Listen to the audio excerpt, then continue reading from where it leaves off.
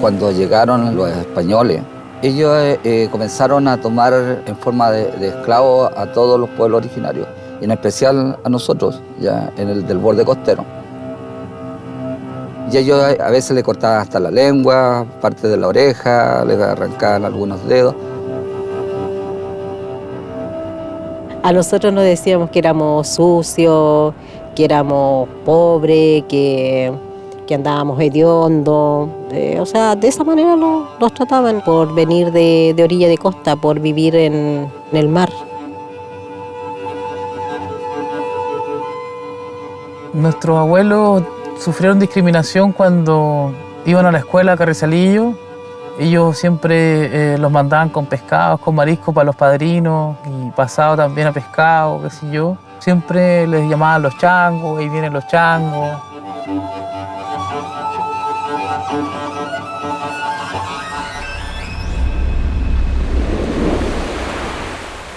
Mi nombre es Brenda Gutiérrez Almendares, soy nacida acá en Paposo.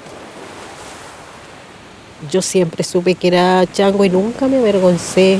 Yo cuando me decían, esta changa va a estar raja, yo le decía, mucha honra, porque yo sé de dónde vengo, sé lo que es esforzarse, sé las raíces mías. Soy Luis Castro, consejero nacional del pueblo chango. Vengo de la caleta de Barranquilla. El mar para nosotros es todo, es la subsistencia, el modo de vivir. Mi nombre es Benjamín Cortés Castro, tengo 12 años, vivo en la caleta de Barranquilla. Salgo a mariscar, a veces voy con mi papá a sacar la red.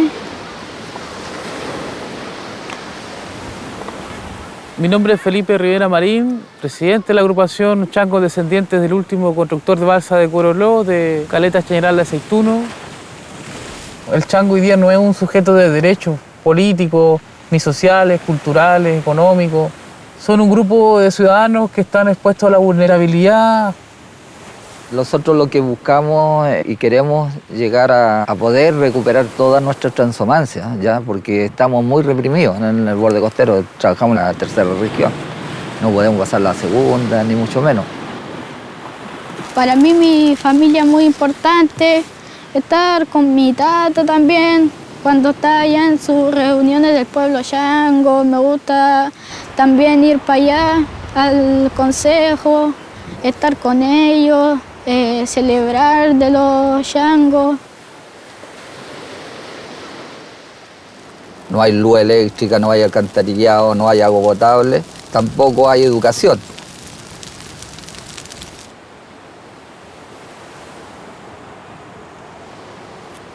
El principal problema que tiene hoy día el chango en la costa es que ha sido invadido por latifundistas que se han apropiado de territorios y los han excluido de los procesos de desarrollo, los han mantenido en la marginación.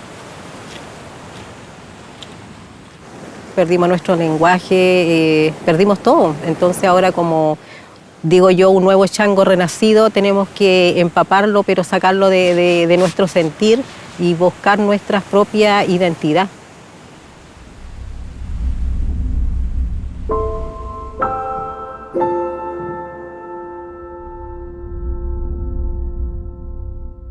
El reconocimiento para nosotros significa el hecho de que el Estado diga que existen los changos de tiempos ancestrales. Y eso es lo que nosotros buscamos ahora, es la recuperación de nuestra lengua, de nuestra cultura, de nuestro patrimonio. Mi abuela para mí es una de mis inspiradoras en todo este trabajo que hemos hecho. Ver a mi abuela recibiendo su acreditación, me siento totalmente orgulloso del trabajo.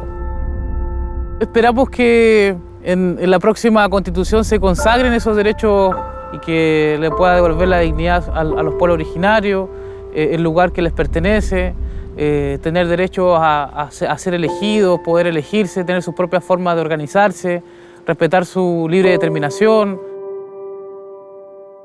Decir que somos un pueblo que estamos vivos, no nos hemos extinguido. Aquí estamos, existimos y somos un pueblo originario. Un sueño que nuestra descendencia se perpetúe. El hombre el agua, la tierra, es un solo complemento.